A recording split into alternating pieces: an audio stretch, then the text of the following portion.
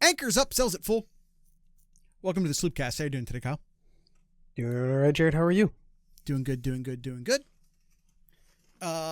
What's on the docket for today? We got Know Your Enemy. Today we're going to cover the Purdue Boilermakers. Coming into this game with 2 wins. With just 2 wins for the year. 2 conference wins? None in conference. They are on a 7-game losing streak. To be fair, so is Penn State. Well, they're only on a 5-game losing streak. Hey, you know what? Don't let facts get in the way of my jokes. Yeah. Did you ever think about that? Did you ever think about that? Don't actually my jokes? Beating Ball State in Southern Illinois and then losing to USC, Notre Dame, Illinois, Minnesota, Northwestern, Rutgers, and then Michigan. Yeah. Michigan being their closest game. Second. They almost beat Rutgers too, but. Hey, it's Rutgers. It's Rutgers. Hey. Listen. The Rutgers is the Purdue of the East Coast, and I've been saying that. Ouch. I just hit my leg against my desk and it hurt. Not good news for Purdue as their running back, Devin Maccabee, is out for the season after an ankle surgery. Yeah. So they're they got their workhorse out, who's already had 125 carries for the year. Going to go with probably a pair of running backs, Antonio Harris, who has 31 carries, and Malachi Thomas, who has 39 carries as well.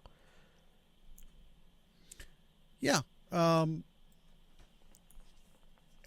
Yeah, I mean, it sucks. And this is also his last year of eligibility.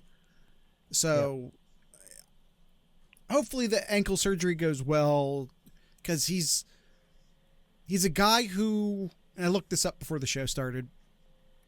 I don't normally follow like draft projections all that closely, especially during the season.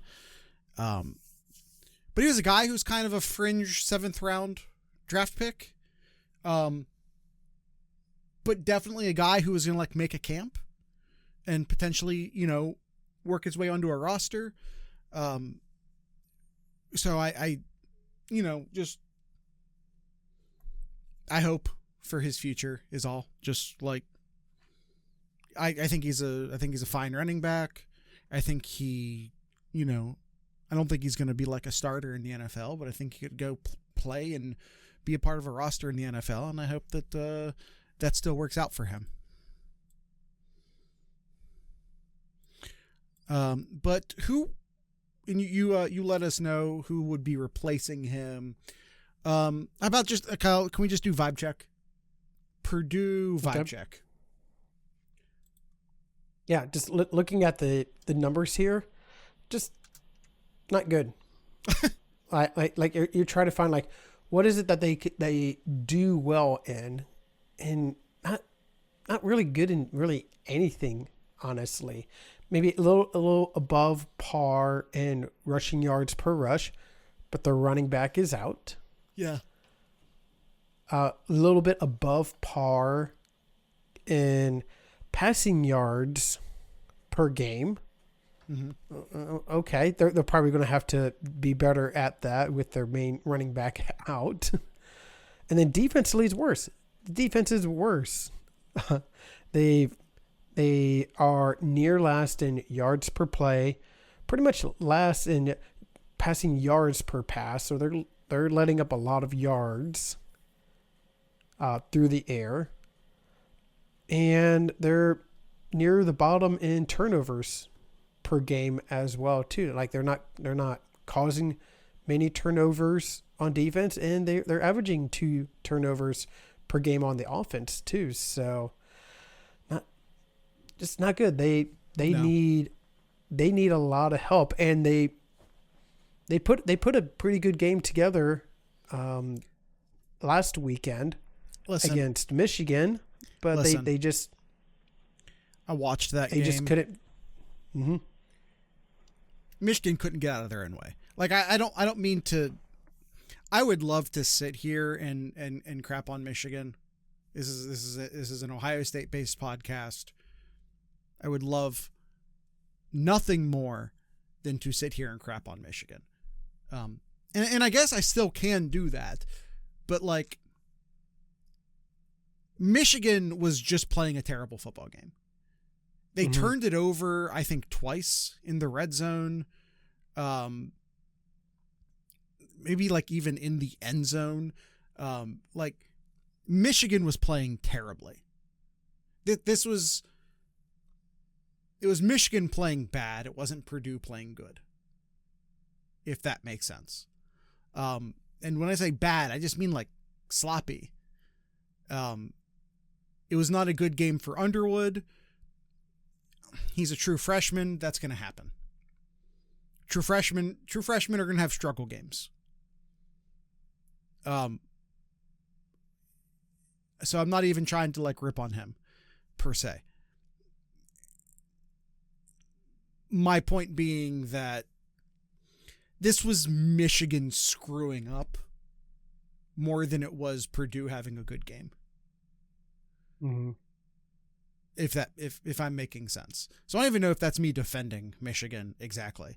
But point is that the game shouldn't have been nearly as close as the 21-16 score indicates. Like Michigan played better than 21-16. Except of course for the turnovers, which count. They still count. But yeah.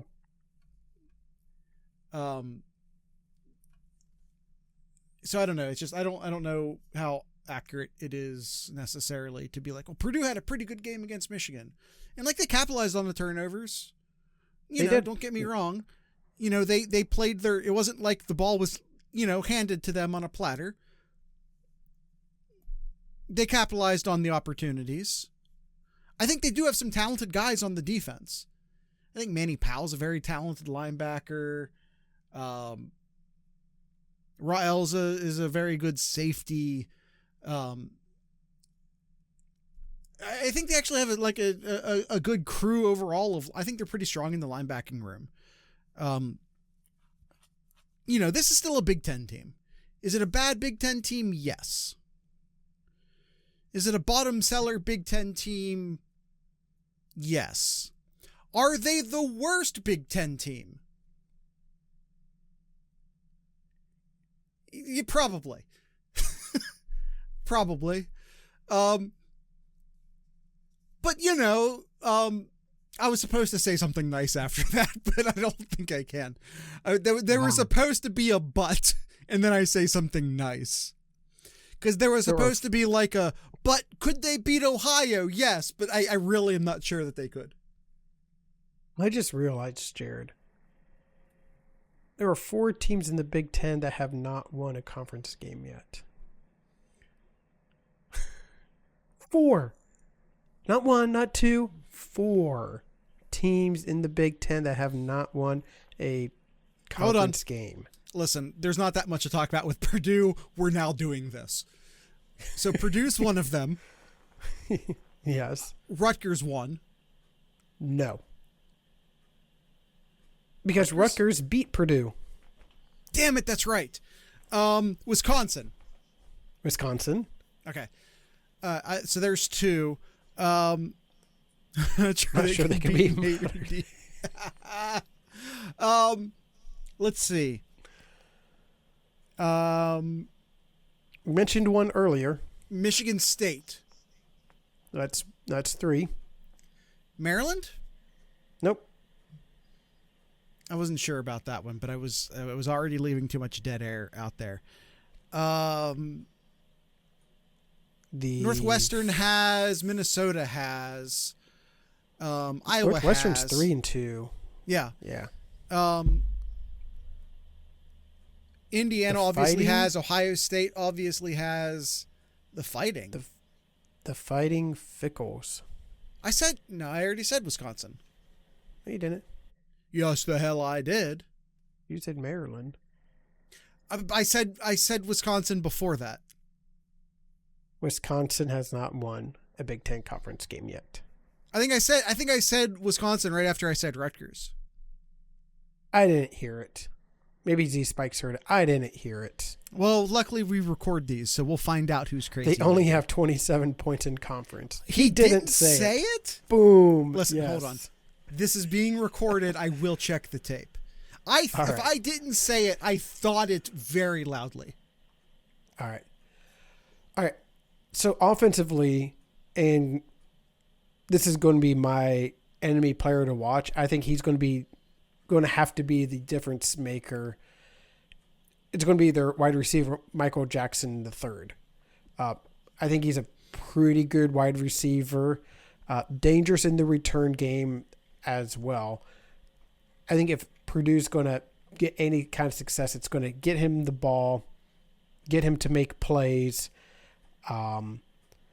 maybe be the Achilles heel for Ohio State. I know that to some it's still a too soon to kind of compare him to a certain Stop it. Wide receiver. Nope, stop it. You're being silly.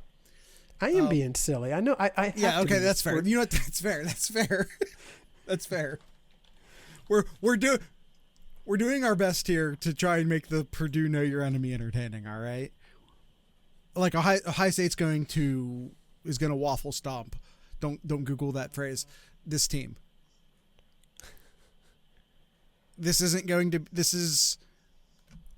We're getting like a little MAC break in the middle of the Big Ten season. That's what this game is. Kyle, could Purdue win the MAC? Go. Could Purdue win the MAC? They'd compete, but I'm going to say no. They'd compete. They'd compete, but no. Yeah, maybe not. They wouldn't win the American. They wouldn't win the Mountain West. Who's left in Conference USA? Maybe I don't know about Conference USA. They might win the MAC. They might win the MAC. I'm not saying they would win the MAC, but they could win the MAC. All right, we're just gonna move on, Jared. Kyle, I'm trying really hard over here. The other wide receivers here, Nitro Tuggle, leads the team in reception touchdowns, and Corey Smith as well. Was Nitro Tuggle? Was he an American Gladiator? That does sound like a name here. Listen, Nitarion Nitro Tuggle. I'm just saying he might have a career in the WWE. Nitro used to be Jared. Mm-hmm. I believe he was a highly. And I need to see if I can find it real quick here. He was a. He was a 4-star recruit who committed to Georgia, and then after 1 year, transferred over at Purdue. Corey Smith is the third wide receiver, and there always seemed to be maybe a tight end that they love too. Not so much this year. No. George, only 9 receptions for 94 yards. Not too much. Yeah. Defensively, they have some guys on defense. Yeah, it's a typical Big Ten defense. Linebackers leading the way in tackles, but their safety though, safety is a pretty good one. Yeah, really good. Now, really good. I'll say this: we talked about this earlier in the season. I forget with who. I think it was maybe with Ohio. If we go back, going back to the MAC, it's typically not a great sign when your safety's your leading tackler. Now, granted, he's tied. Now, granted, he's tied for leading tackles. Now, that typically either means that your safety's fantastic or that the other team's getting to the third level a lot. Or both. Yeah. Yeah. We have some analysis from Spikes in the chat. They whipped Ball State, who is 6th in the MAC, so maybe they make a run in the MAC. There is zero doubt in my mind that they'd be in the top quarter of the MAC. So yes, I expect them to whip Ball State. But would they finish? They'd be a top 4 team in the MAC. I'll say that. Maybe even a top 3 team in the MAC. But would they win it? All this MAC talk, Jared, and MACtion is going on right now. Who's playing? I don't want to talk about Purdue anymore. Who's playing? Akron's hosting Massachusetts, and we have the real Miami taking on Ohio. Ooh. All right, let's wrap this up. All right. First we're going in Ohio. We're going to take an ad break, so then we can go ahead and get into our sloop sayers then. All right, let's do that. TheSloopcast.com is your go-to link for anything and everything Sloopcast related. Why did that pop up? There we go. There you can find like our YouTube page, Discord, Patreon. You can find our Spotify link, our merch store, our 7071, our podcast feed, our Ohio music playlist. So if you like listening to all of the different music that Jared picks out and puts them into a playlist, we got you covered right there as well. All of those links and more over at thesloopcast.com. We'll go ahead and take that ad break and be right back. Okay, Kyle. Yes, Jared? Time for the sloop picks. Let's do it. Ohio State, player to watch here. Who do you got here? Ohio State player to watch. The officially, the Heisman campaign has started for Julian Sayin. After last week, he took the number 1 spot. Ohio State launched a website.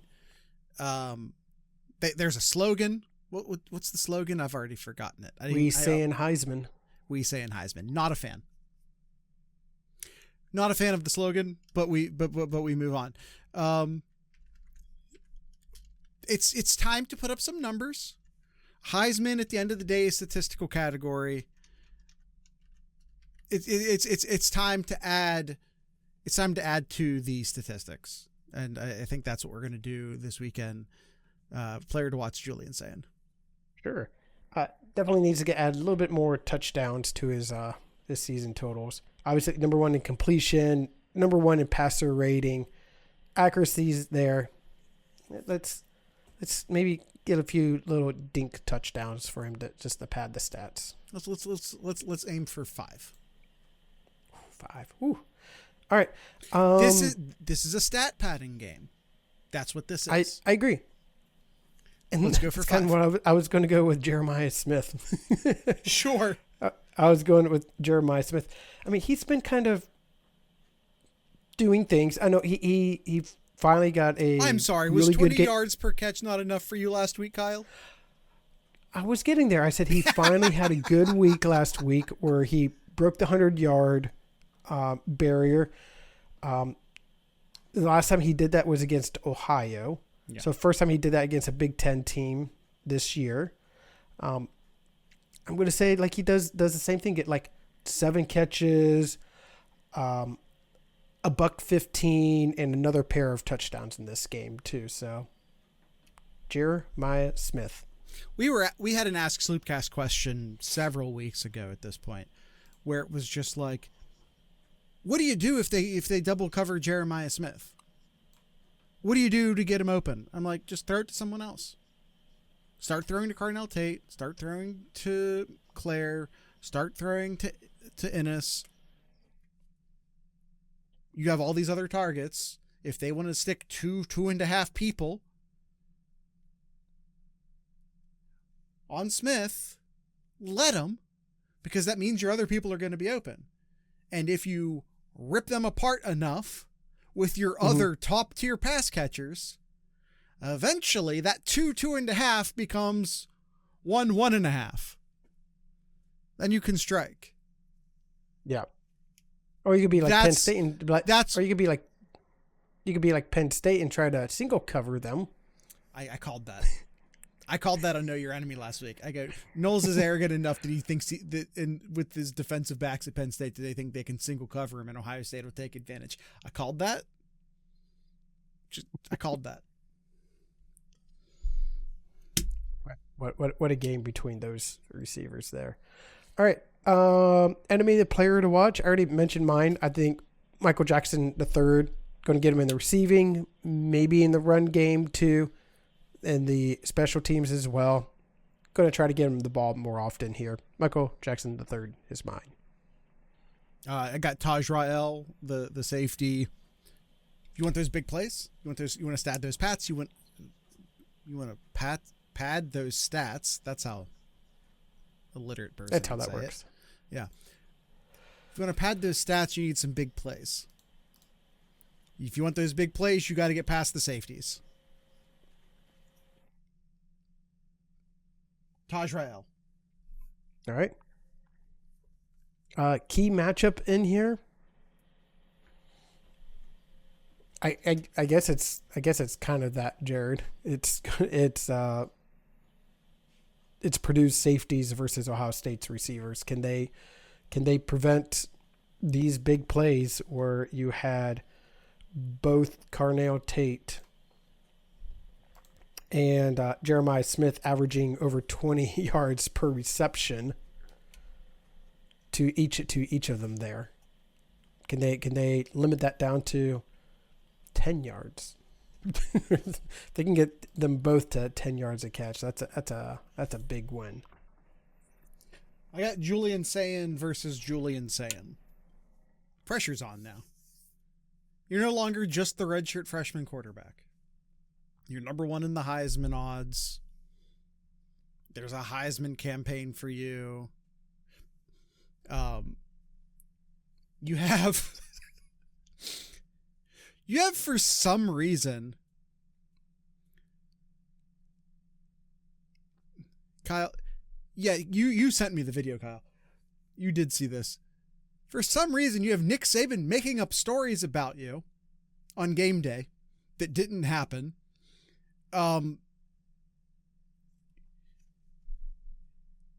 It's the world is paying attention to you now. But you're still the same you were in September, when everyone was wait and see on you. Everyone was kind of wait and see who's the new guy. He's a redshirt freshman. Expectations were a little bit low. Now you're the man. Now you have the national attention on you. College football playoff rankings are out. The Heisman campaign's out. The Heisman website's out. All the spotlights, all the cameras now pointed on you. How do you react to that?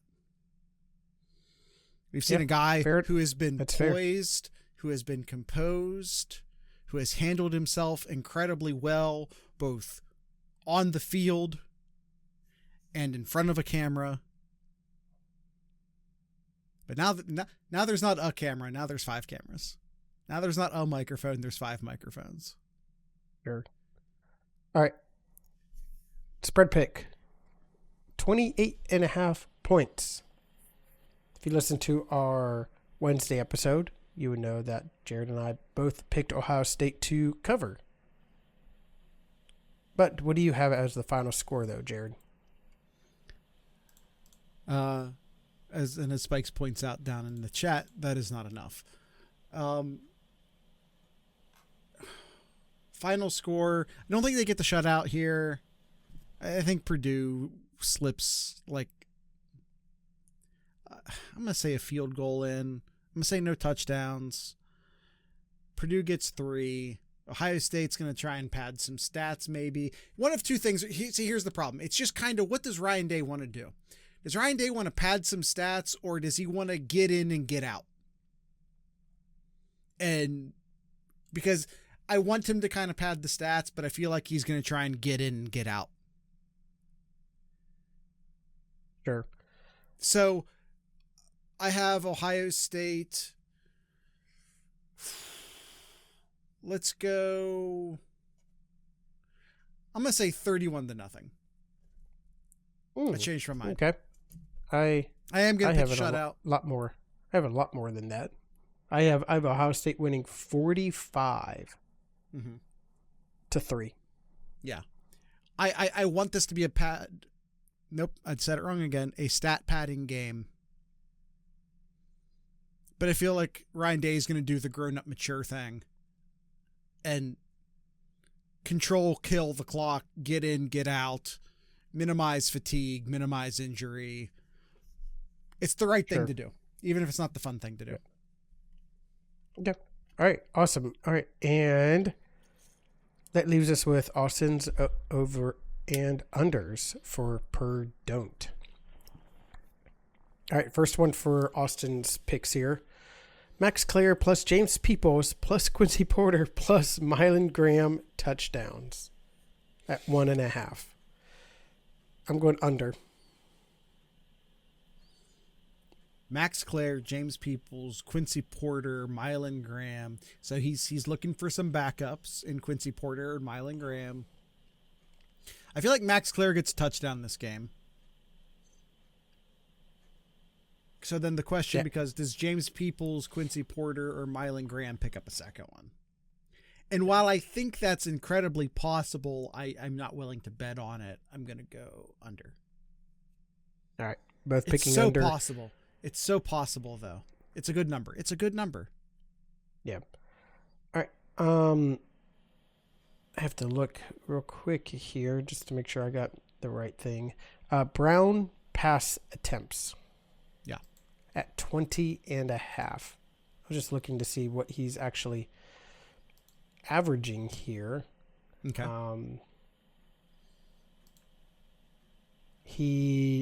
Looking here, so it says passing attempts. He had 24 against Michigan, 20 against Rutgers, 10 against Northwestern, then 40, 50, 34, 39, 23, 26. So yeah, the last 3 games, he's definitely been under that.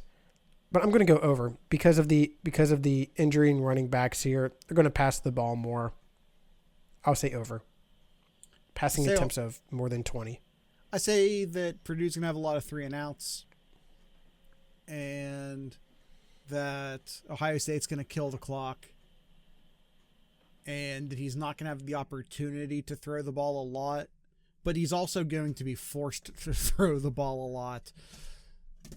And 20 is not that big of a number. I'm going to go under. Okay. All right. Catches by Ohio State players not named Carnell, Tate, and Jeremiah Smith at 12.5. Whew. Feels like a lot. It does feel like a lot. I'm going to go. Let's say Carnell Tate gets 4, or excuse me. Let's say Max Clare gets 4. Let's say Ennis gets 3. So that you're like 7. Let's say you get like another 3 from the running backs. That's like 10. And then you have, then the backups will come in. But how much will they actually throw when the backups come in? So, like, how many catches does Quincy Porter, Mylan Graham, etc. get? I'm going to go under. I'm going to go under as well. From what I'm seeing here, they're averaging less than that. Like, if I'm going everybody under. Yeah, I mean the season average is going to be well under that. But what Austin is predicting here with this over under is that we see Mylan Graham, we see Quincy Porter. Sure. we see. I'm going under. I'm going under as well. He's just predicting that a lot of the non-starters are going to get receptions. That's what he's doing here. Sure. Thomas and Harris for Purdue combined rushing yards at 68.5. Yeah, 2 backup running backs. Under.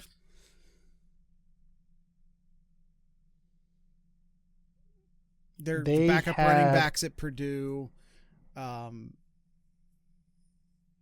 Ohio State is.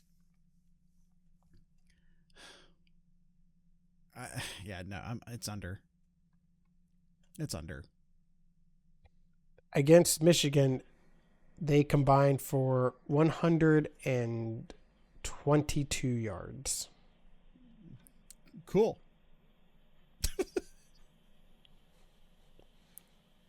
I tell you what, if you threw Brown in there, I might take the over. But I don't know. I wouldn't because of sacks. I would have said I'd take the under. I'll go over. I think there'll be positive. He is positive by like 100 and what I don't know. I don't have it in front of me, his rushing total. But I think he's like positive for like 150 something. 158 yards and 4 touchdowns. I looked at it this morning. Leads the team in rushing touchdowns. That's what I'm saying. Yeah. But I'm going to go over. I'll say over. I'm going to say under. MJ3 -7 against Michigan. Well, yeah. How many sacks though? I can't find that real quick. A lot. There's several. We're going to move.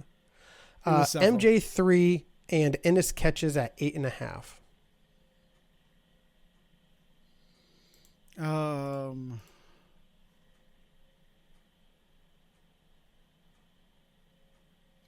MJ3 plus Ennis 8.5.